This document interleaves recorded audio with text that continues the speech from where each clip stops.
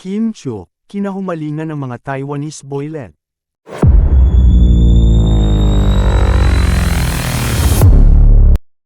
Ibang level na ang kasikatan ni Kim Chiu, ha?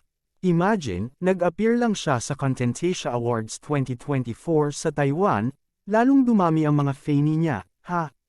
At ang mas bongga, hindi lang mga fanny na Pinoy ito, dahil pati nga puso ng mga Taiwanese ay nasungkit na rin niya, ha?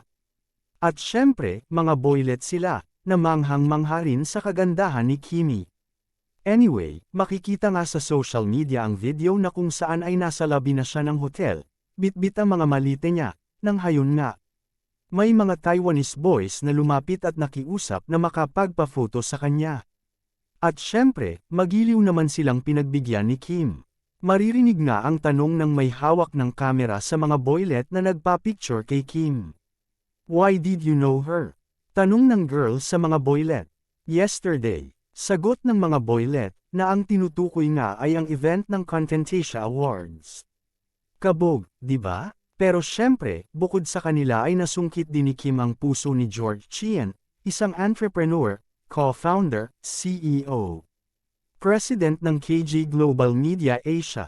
I was blessed to meet Kim backstage last night at Contentasia Awards, sabi ni George.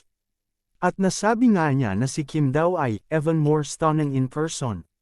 Oh, bongga, di ba? Iba na talaga ang dating ni Kim. Pangmalakasan na talaga, na hindi lang pang Pinoy, pang ibang lahi na rin. Say mo, Paolo Avellino?